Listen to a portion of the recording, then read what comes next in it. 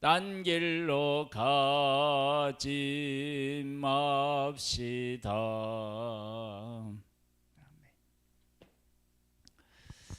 마가복음 5장 말씀입니다. 마가복음 5장은 사람들 그리고 예수님 이걸 정확하게 이렇게 대비해서 우리에게 그 말씀하고 계십니다. 보겠습니다. 예수께서 바다 건너편 거라사인의 지방에 이르러 배에서 나오심에 곧 더러운 귀신 들린 사람이 무덤 사이에서 나와 예수를 만나니라. 그 사람은 예수님을 만나기 전이에요. 귀신 들린 사람들은 어떻게 했느냐? 그 사람은 무덤 사이에 거하는데 이제는 아무도 그를 쇠사슬로도 맬 수 없게 되었으니 이는 여러 번 고랑과 쇠사슬에 매였어도 쇠사슬을 끊고 고랑을 깨뜨렸음이러라. 그리하여 아무도 그를 제어할 힘이 없는지라.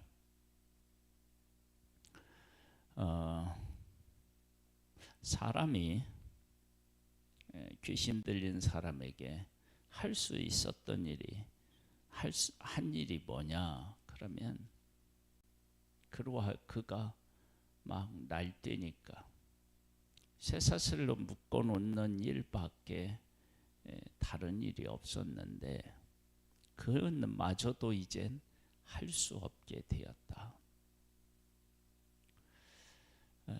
우리는 그 대단한 어떤 권세를 가지고 있고 일을 하는 것처럼 이렇게 여겨져도요, 어떤 일에는 아무것도 못하는 거예요. 아마 쇠사슬에 매는 이 일도 아무나 하지 못했겠죠. 장정이 몇 명이 달려들어서 쇠사슬에 매였을지도 모릅니다. 매어놨을지. 그런데 그걸로 되는 일이 아니고 그건 해결책도 아니에요. 왜냐하면 귀신들 때문에 그런 거거든요. 그러니까 사람이라고 하는 이 존재가 얼마나 어리석고 얼마나 나약한지를 정확하게 우리에게 지금 보여주고 있는 거예요.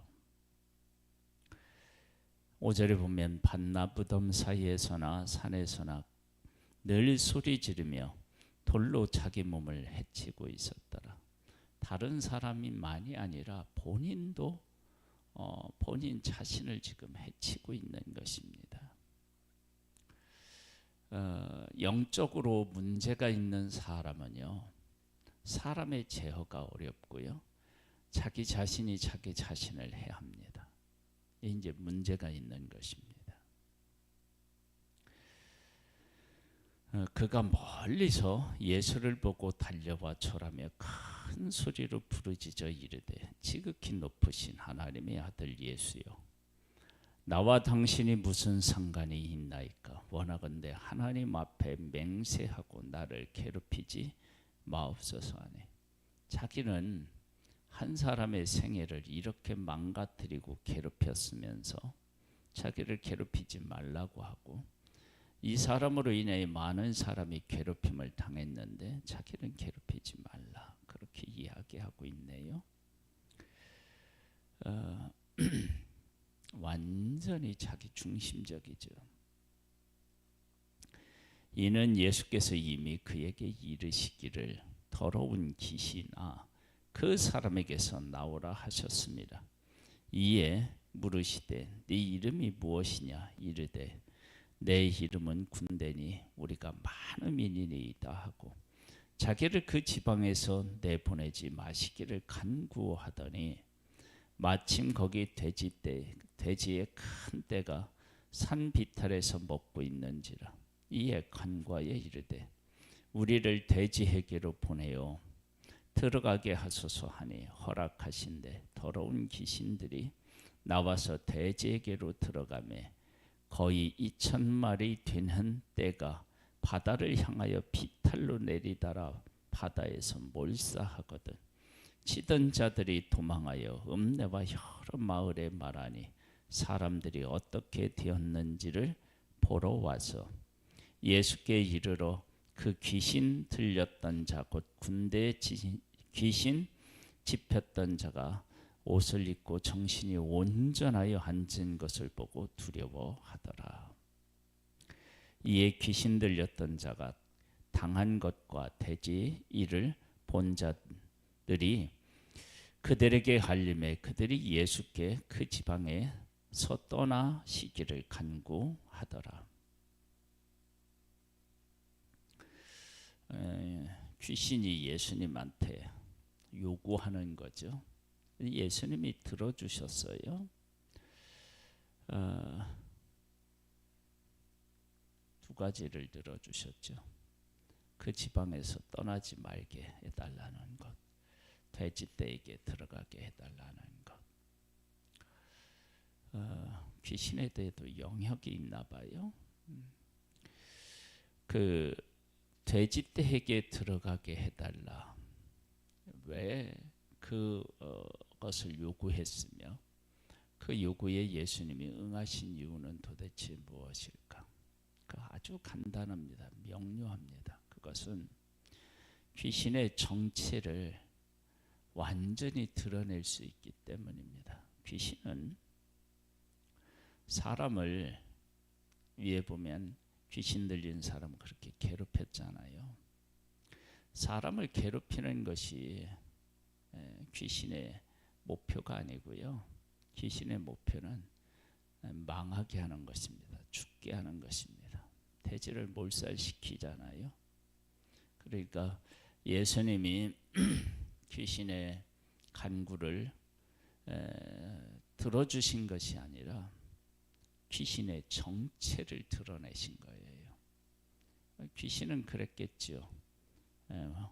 우리가 예수님에게 구했는데 예수님이 들어주셨다. 그럴 수도 있겠지만 그러나 그게 아니라 귀신이 귀신 들린 사람을 통해서 그렇게 괴롭히는 것을 보았어요. 그리고 돼지가 몰살하는 것을 보았어요. 무엇 때문에 그러느냐? 귀신 때문이다. 그러니까 귀신은 괴롭히고 죽이는 거예요. 그 정체를 드러내는 거예요. 이 귀신의 역사에 대해서 사람은 할 수 있는 게 아무것도 없었습니다. 힘으로도 딸리고 지혜로도 딸리는 것입니다. 그래서 귀신이 우리 가운데 들어오면요, 우리는 사람을 괴롭히고요, 나 자신도 나를 괴롭힙니다. 그렇게 해놓고 결국에는 죽음으로 몰아가는 것이 귀신의 정체인 거예요. 그래서 하나님 앞에서 하나님과 함께 살아가는 사람은요, 다른 사람을 존중히 여기고 세우고요, 그리고 나 자신도 나를 존중히 여기는 거예요. 그리고 성경에서 말씀하신 것처럼 성령이 하나 되게 하신 것을 힘써 지키는 자도 살아가는 것입니다. 이것이 하나님에게 속한 사람의 삶의 모습인 것입니다. 우리는 영적인 존재이면서 육적인 존재라서, 그리고 우리는 타락한 존재라서 우리의 힘으로는 뭘 어떻게 할 수 있는 게 아무것도 없어요. 하나님의 능력을 빌려야 돼요. 귀신 들린 사람에게 예수님이 찾아가셔서 그를 온전케 하신 것처럼 예수님이 이 땅에 오신 것은 마귀의 일을 멸하러 이 땅에 오셨습니다. 그러니까 우리가 예수 그리스도께 속하면 우리는 마귀를 두려워할 필요가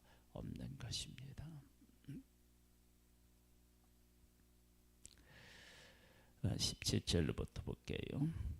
그들이 예수께 그 지방에서 떠나시기를 간구하더라. 예수께서 배에 오르실 때에 귀신 들렸던 사람이 함께 있기를 간구하였으나 허락하지 아니하시고 그에게 이르시되 집으로 돌아가 주께서 내게 어떻게 큰 일을 행하사 너를 불쌍히 여기신 것을 네 가족에게 알리라 하시니 그가 가서 예수께서 자기에게 어떻게 큰 일 행하셨는지를 데가볼리에 전파하니 모든 사람이 놀랍게 여기더라. 아무에게도 말하지 말라고 하신 것도 있고, 지금 이것은 집에 가서 어떻게 큰 일 행했는지를 그 불쌍히 여기셨는지를 네 가족에게 알리라. 아마도 이 귀신 들린 사람 때문에 가정이 정말로 어려웠을 거예요. 아마 이런 항의도 수도 없이 받았을 거예요. 귀신 들린 사람이 막 쫓아와서 도망가다 넘어졌다라는 사람, 막 놀래켜가지고 가슴이 벌렁벌렁 한다고 하는 사람, 얼마나 힘들었겠어요. 본인도 가족도. 그런데 그러한 가족에게 가서 예수님이, 하나님이 보내신 사람 예수님이 오셔서 자기들을 이렇게 온전히 치료해 주셨다. 그러면 하나님이 우리를 사랑하시고 긍휼히 여기시는구나. 우리가 저주받은 것이 아니구나. 그런 사실을 아마 깨달았겠죠. 치유가 되었겠죠. 그래서 예수님은 가서 가족에게 알리라 그렇게 말했을 것으로 보여집니다. 예수님이 지금 하시는 일과 귀신 마귀가 하는 일에 완전히 대비가 되죠. 귀신은 집을 떠나서 무덤에 살게 했어요. 그런데 예수님은 지금 다시 가정으로 돌려보내셨습니다. 사람이 하는 일은 아무것도 아닙니다. 쇠사슬에 묶어놓는 일 외에 없었습니다. 그러나 예수님은 어떻게 해요? 그를 고치셔서 집으로 보냈고, 사람들은 그렇게 하신 예수님을 떠나시기를 간구한 것을 보게 됩니다.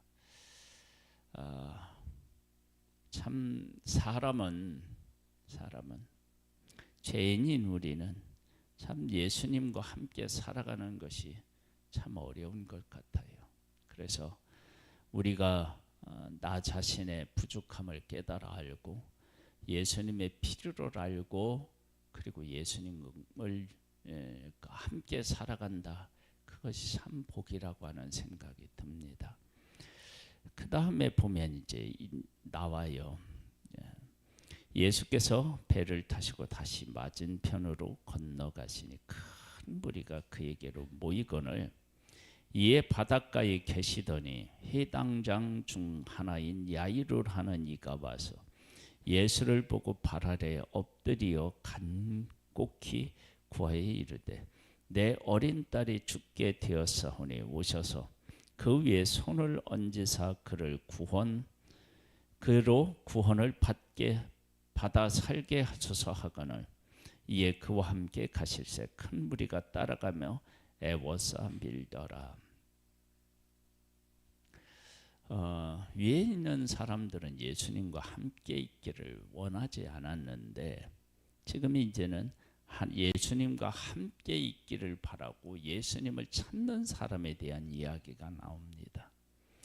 25절에 12해를 혈혈증으로 알아온 한 여자가 있어 많은 의사에게 많은 괴로움을 받았고 가진 것도 다 허비하였을 때 아무 효험이 없고 도리어 더 중하여 졌던 차에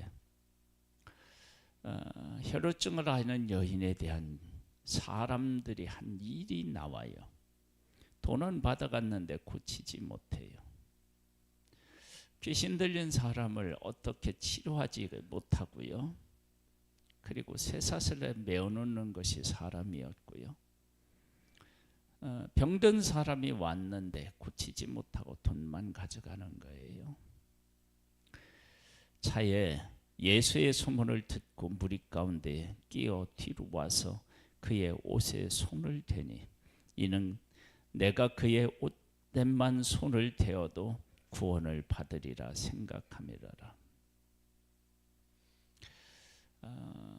참 이것이 정말 이렇게 단계를 뛰어넘는 것이 쉽지 않은 거거든요. 뭐냐면 사람에게 괴롭힘을 받았는데 예수님도 육신을 입고 오셨잖아요.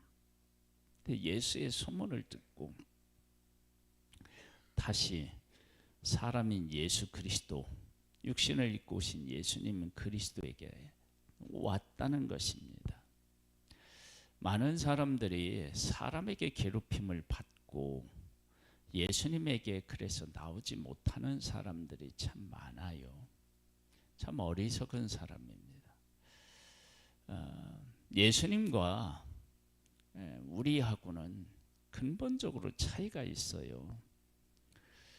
그런데 이걸 동일시하는 경우가 참 많습니다.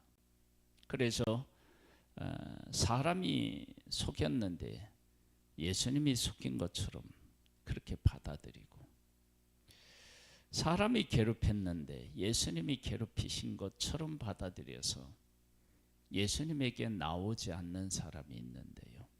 이 여인은 사람에게 괴롭힘을 받았는데 예수 그리스도께 나와 왔다는 거예요. 무엇을 하고? 예수에 대한 소문을 듣고 나오는 것입니다. 소문을 듣고 나와요. 그러니까 소문을 듣고 나왔다는 얘기는 다른 말로 얘기하면 예수님을 만나본 적이 없다는 얘기예요.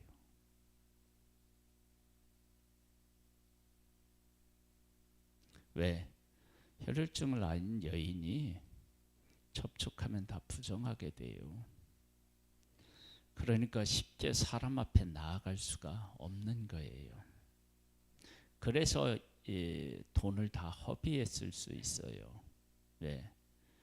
내가 너를 만지면 부정해지는데 돈을 더 내라. 뭐 이렇게 요구할 수가 있거든요. 그런데 예수의 소문을 듣고 그리고 있던 곳에서 일어나서 예수 앞에 가는 것입니다. 사람에게 괴롭힘을 받았지만 그러나 다시 일어나서 예수 그리스도께 오는 것입니다. 여러분, 이런 사람이 복 있는 사람입니다.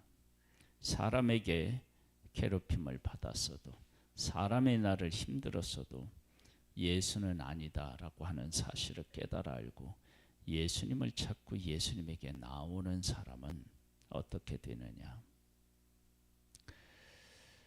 예수의 소문을 듣고 무리 가운데 끼어 뒤로 와서 그의 옷에 손을 대니 이는 내가 그의 옷에만 손을 대어도 구원을 받으리라 생각함이라.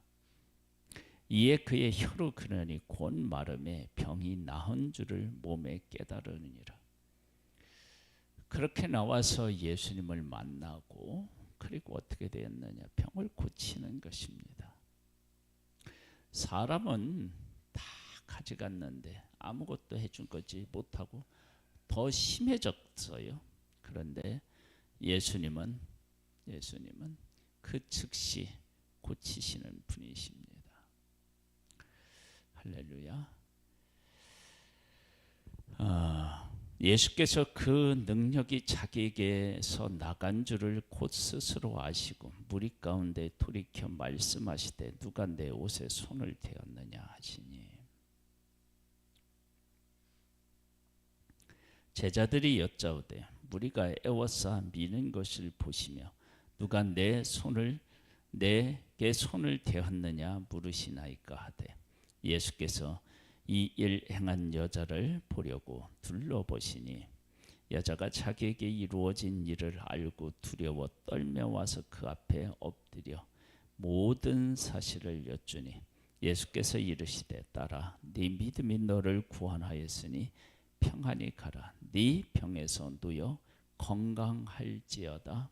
아멘. 예수님을 만나면 우리의 문제들이 해결되고 새로운 인생이 열리는 것입니다.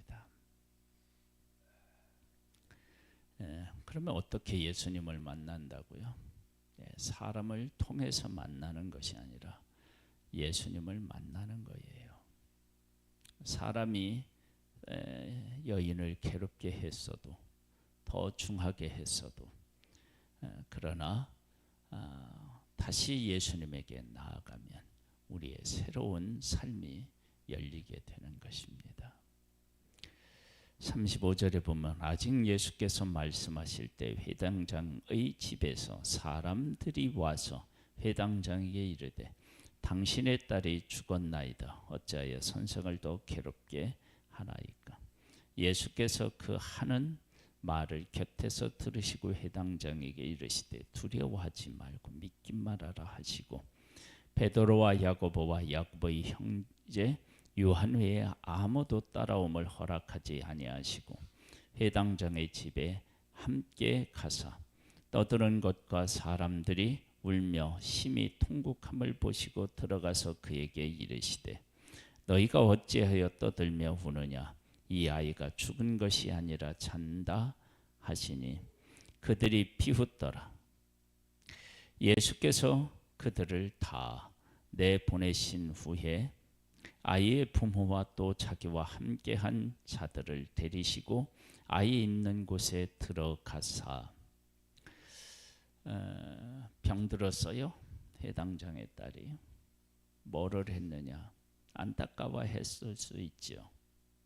그리고 죽어가는데 아무것도 못했어요. 그리고 우는 것입니다. 이것이 사람의 모습입니다. 사람. 우리가 가지고 있는 우리의 능력치입니다. 우리가 이렇게 할 수밖에 없습니다. 그러나 예수님은 어떻게 했냐? 죽은 자를 다시 살리시는 분이십니다. 우리가 예수님을 왜 예수님에게 나아가야 하고 예수님을 믿어야 되느냐? 예수님은 죽은 자를 살리시는 그런 분이시기 때문입니다. 사람이 고칠 수 없는 병을 고치는 것입니다. 사람은 쇠사슬로 묶었지만 예수님은 근본적으로 귀신을 내쫓는 분이십니다. 그래서 우리가 예수님에게 나아가야 합니다. 예수님에게 나아가지 못하는 것이 그래서 어리석은 것이고 예수님에게 나오는 것이 그게 지혜로운 것이고 복 있는 것입니다.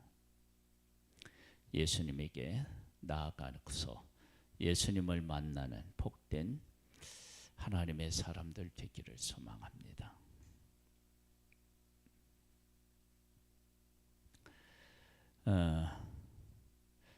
41절입니다. 그 아이의 손을 잡고 이르시되 달리다꿈 하시니 번역하면 곧 내가 네게 말하노니 소녀야 일어나라 하심이라. 소녀가 곧 일어나서 걸으니 나이가 12살이라. 사람들이 곧 크게 놀라고 놀라거늘 예수께서 이 일을 아무도 알지 못하게 하라고 그들에게 많이 경계하시고 이에 소녀에게 먹을 것을 주라 하시니라. 알리지 말라는 거예요. 왜 또 알리지 말라고 그랬을까요?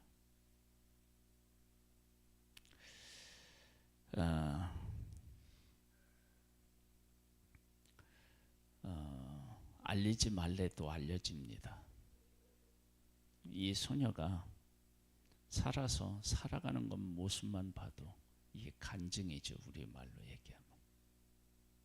제가 죽었다가 장례식 치르는데 다시 왔어. 살아나서. 예수님은 어떤 분이시냐? 귀신을 쫓아내는 분이세요. 예수님은 어떤 분이시냐?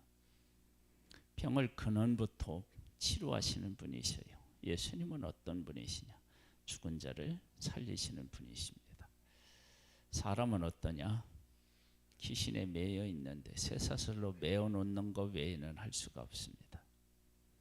왜 예수님은 귀신의 간구를 들어주셨느냐? 귀신의 정체를 밝히 드러내신 것입니다. 사람을 괴롭히고 죽이는 것이 귀신의 정체, 목표입니다.